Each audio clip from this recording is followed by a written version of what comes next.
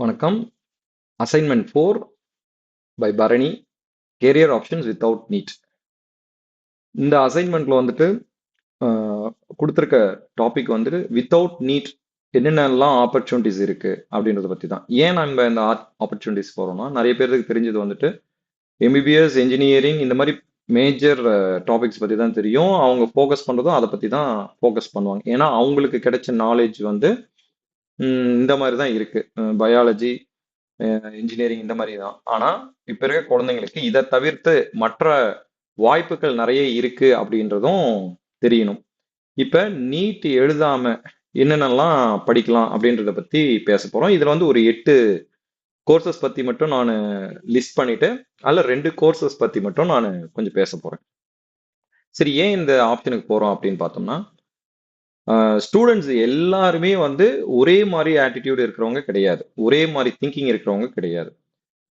சில குழந்தைகள் வந்துட்டு ஒரு சேலஞ்சு, ஒரு என்ட்ரன்ஸ்னாவே ஒரு விருப்பத்தோட அட்டன் பண்ணுவாங்க. இந்த என்ட்ரன்ஸ் நம்ம அட்டன் பண்ணணும், இதை கிளியர் பண்ணணும், நல்ல ஸ்கோர் பண்ணணும் அப்படின்ற இதோட போவாங்க. ஸோ அவங்கலாம் பார்த்தோம்னா ஓரளவுக்கு தியரிட்டிக்கல் நாலேஜ், தியரிட்டிக்கலா படிக்கக்கூடிய ஸ்டூடெண்ட்ஸ், இன்ட்ரெஸ்டா படிக்கக்கூடிய ஸ்டூடெண்ட்ஸா இருப்பாங்க.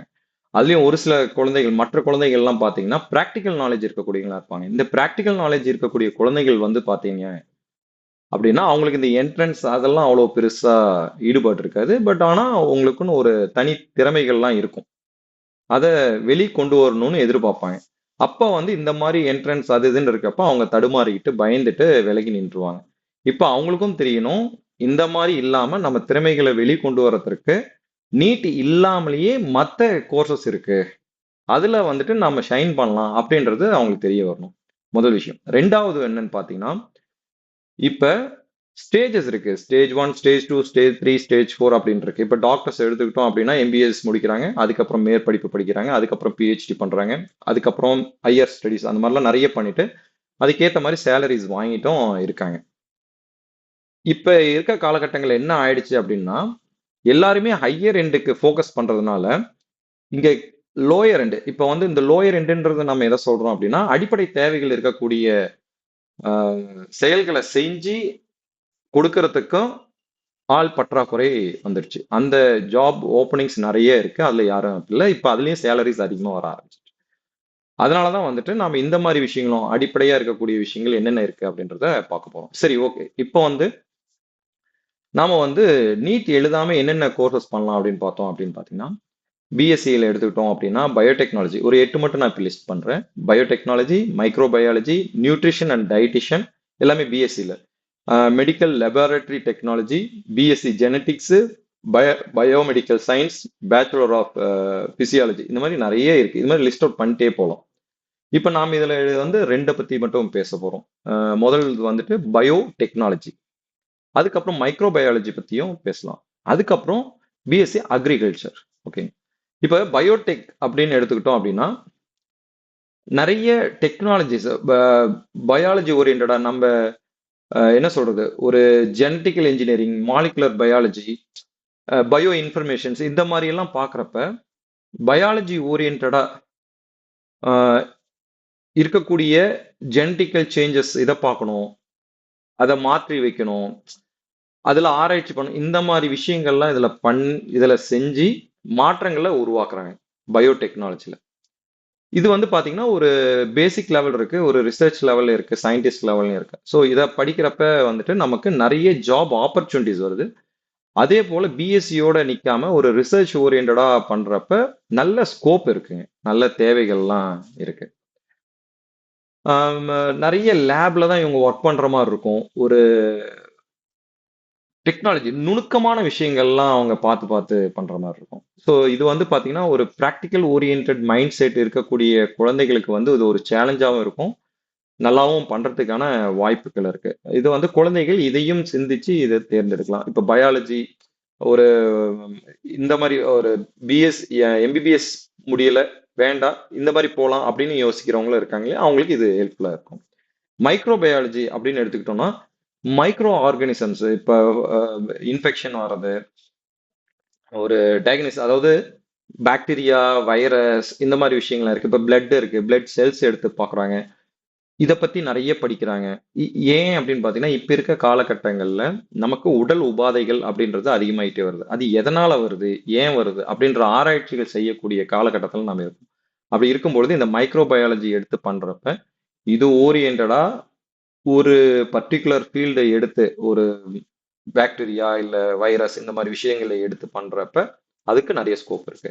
இப்ப ஈவன் நமக்கு இந்த கொரோனா பீரியட்லயே பாத்தீங்கன்னா ஏகப்பட்ட பிரச்சனைகள் வந்தது.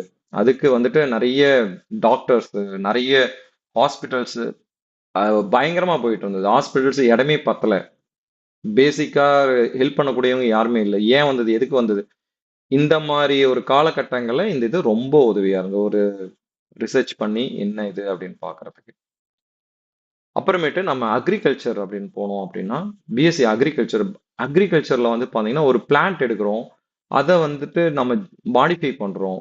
அதாவது அஹ், நாம வந்து கலப்பு, அதாவது ஜெனட்டிக்கலி மாடிஃபைடுன்னு இல்லாம பயிர்கள், 2 பயிர்களை ஒட்டி அதுல இருந்து விளைச்சல் அதிகப்படுத்துறது, அதுல வந்து இப்ப சத்துக்கள் அதிகமா எப்படி பண்றது, இந்த மாதிரி விஷயங்கள்லாம் வந்து பிஎஸ்சி அக்ரிகல்ச்சர்ல படிக்கலாம். இந்த பிஎஸ்சி அக்ரிகல்ச்சர்னு எடுத்துட்டு அதுல ஏகப்பட்ட டிபார்ட்மெண்ட்ஸ் வரும். அதுல பர்டிகுலரா இந்த எம்பிபிஎஸ்க்கு ரிலேட்டடா இருக்கிற மாதிரி ஒரு ரிசர்ச், ஒரு பயாலஜி இந்த மாதிரி இதை எடுத்து பண்றப்ப அதுலயும் நல்ல சக்சஸ் ஆக முடியுது.